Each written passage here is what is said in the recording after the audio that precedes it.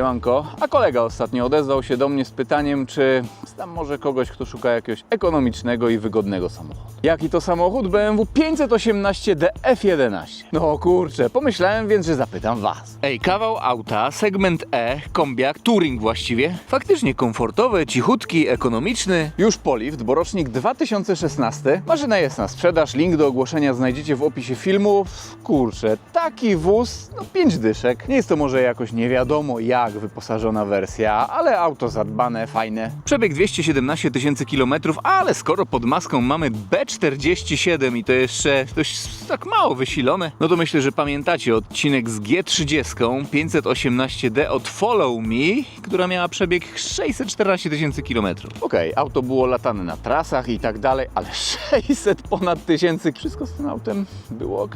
W dzisiejszym filmie przyjrzymy się tej maszynie z bliska. Myślę, że zmierzymy ją raceboxem oraz później skoczymy na próbę autostradową. Jeśli chodzi o wygląd zewnętrzny, lubimy F10 i F11? Myślę, że tak. Jest to takie tradycyjne, prawdziwe BMW. E39 była mega tradycyjna. E60 była postrzelona, ale bardzo fajna. Ale F10, F11, no popatrzymy na ten samochód i naprawdę ciężko się tutaj do czegoś doczepić. Wprawdzie nie mamy tutaj M-pakietu, ale za to jest to polift. No kilka detali jest tutaj zmienione, na przykład zderzaki. Proszę bardzo, tutaj mamy takie srebrne owiewki, uatrakcyjnienie. Grill prawdziwy, tutaj za grillem też takie klapki, które otwierają się i zamykają w zależności od potrzeb silnika. Kurczę, czy to Alpine Weiss? No nie wiem, winu nie rozkodowywałem, ale chyba tak, raczej tak. Chromowany grill, te dokładki, ramki wokół okien. Touring, no to charakterystycznie dla BMW, proszę. Tutaj może nie ma chromu, ale jest coś takiego. Felgi 18 nie są bazowe, bo bazowo na 17 wychodziła F10 i F11.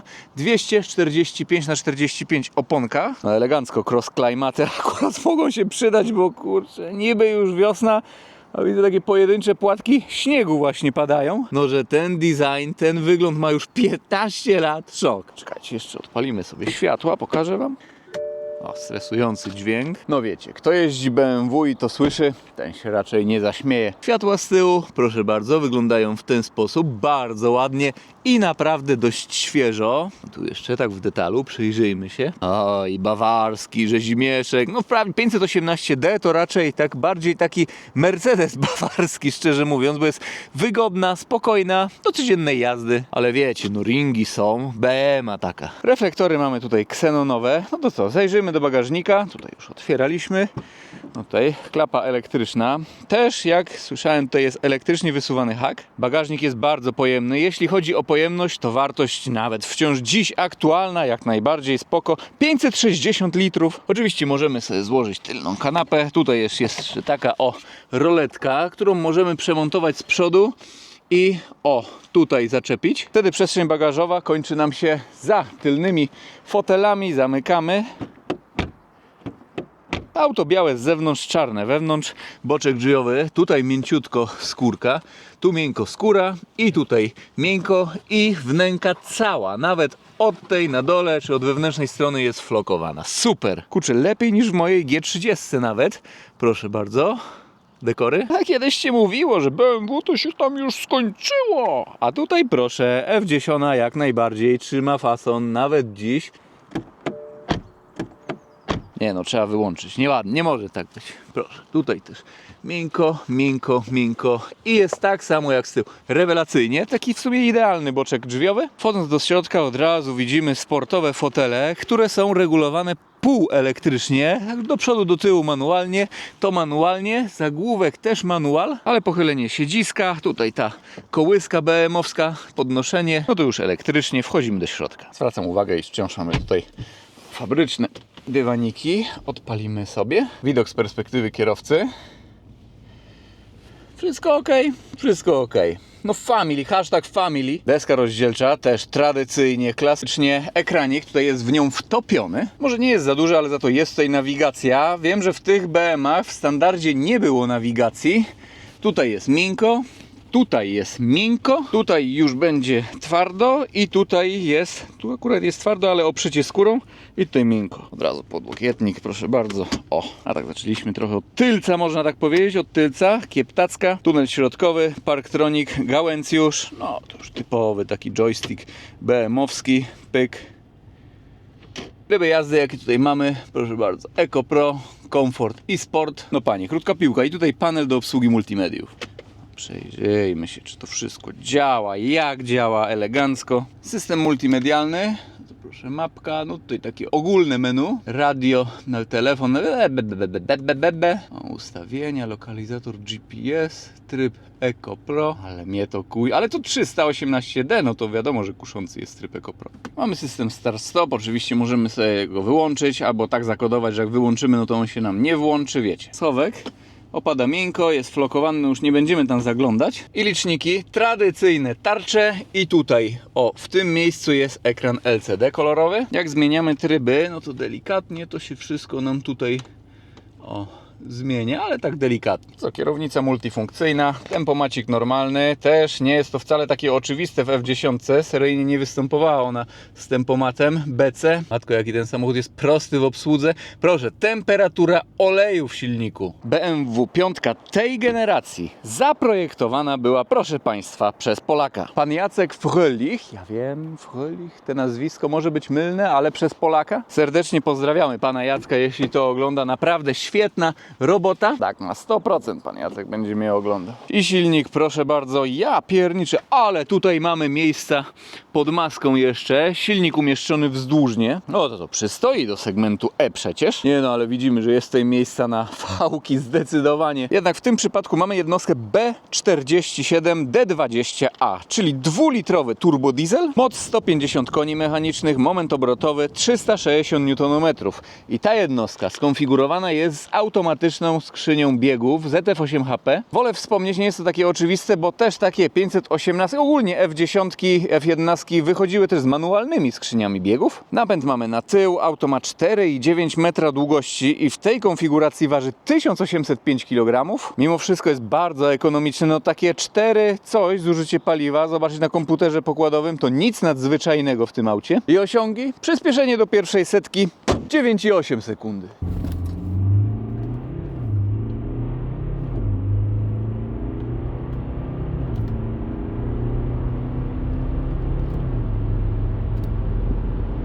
Natomiast prędkość maksymalna 209 km na godzinę. Wiecie co? Ktoś powie, że przecież to tam nie ma siły podjechać pod górę. Okej, no nie jest to jakiś demon prędkości, ale tak naprawdę te parametry, takie osiągi są wystarczające do śmigania na co dzień. Wiecie co? Nawet wystarczy popatrzeć na auta flotowe, które często mają gorsze osiągi, a trzaskają kilometry. O właśnie, a przecież Follow Me. No nawet słoneczko wyszło, tam przecież są 518D i naprawdę te samochody jakoś podjeżdżają pod górkę, dają radę. Można sobie nimi latać nawet po 160 km na godzinę na trasie i absolutnie nie ma z tym żadnego problemu. No i akurat w Follow Me przejeżdżają one naprawdę łącznie miliony kilometrów. Ale to wszystko jest kwestią tego, co kto oczekuje. Myślę, że możemy przenieść się pod autostradę.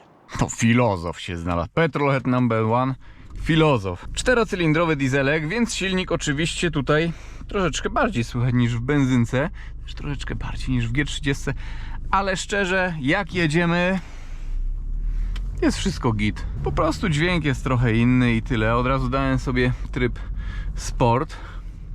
Wiecie, ten samochód nie ma furczeć i burczeć, tylko ma po prostu mało palić. O, taki wozik na trasy. Będzie 100-200 w ogóle, czy nie będzie? Może być ciężko z pomiarem. Tym bardziej, że troszeczkę jest ruch. Teraz będzie boczny wiatr, ale później tak na odcinku specjalnym mniej więcej, przed odcinkiem specjalnym jest łuk. Tam powinno być z wiatrem. O, i racebox jeszcze nie włączony. Dobra. Będziemy lecieć. No ciśnijmy do dechy, no.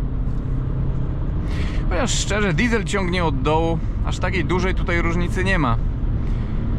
Jak ten silnik ma się wkręcić nam powyżej 4000 obrotów. Nie, lepiej sobie nawet odpuścić. O, tak. I niech se leci. No, teraz boczny wiatr, taki wyraźny. Ciągle pod górkę. No, ale powoli się tutaj bujamy. No, na liczniku już 180. Ale fajnie się tym samochodem jedzie. Naprawdę tak. Nie czuć w ogóle lat. po tym aucie, tak dzisiejszo, nie wiem, dzisiejszo jest takie słowo? Jest nowoczesny już taki dosyć samochód, jest nawet tutaj aplikacja, gdzie sobie możemy podglądać, gdzie auto jest. No nie wiem, ile bodajże jest zatankowane i tak dalej, mrugnąć, trąbnąć, włączyć wentylację. No i mimo ostrego bocznego wiatru, no to 2 paczki według GPS-u już są, ale pamiętajcie, no odpuściłem wcześniej. Dobra, i teraz też odpuszczę. No sobie zrobimy tryb takiego luźnego Ryszarda. Tutaj nie dość, że będzie pod górę, to jest ruch. No oby na tym odcinku specjalnym było luźniej. A jak wrzucimy sobie tryb komfort, o tak, to 3000 obrotów przy 190 licznikowym, mniej więcej 3000. No i busik. No dobra, deptamy. Jejku, tutaj jeszcze Cole na kontrolę przyjechali na odcinek specjalny. A to nic, musimy się pokazać od najlepszej strony. Nie no, tu jest lekko z boku i później chyba będzie z wiatrem. Nie wiem, coś tak mi się wydaje.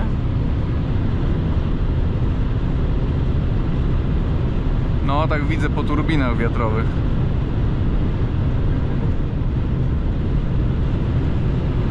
No i znowu te 200 km na godzinę i znowu pod górkę. Kurczę, gdyby tam ruchu nie było. No zobaczymy, może za chwilę się uda. W ogóle temperatura oleju jaka ładna tutaj jest, ale wiecie co? Damy sobie na plus.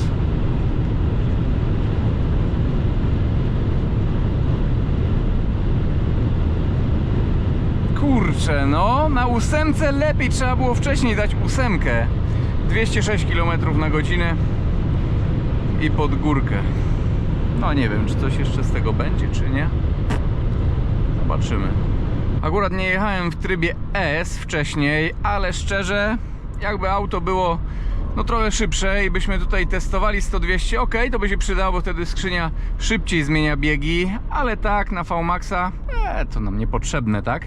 No do 0-100 zdecydowanie potrzebne, bo wtedy mi się wydaje, że jak startujemy tutaj z gazu i hamulca, to wpada ona w inny program taki, jak od zera startujemy, w taki program procedury startowej. Nie pokazuje nam się tutaj Launch Control Active czy coś takiego, ale wyraźnie wtedy szybciej zmienia biegi, no.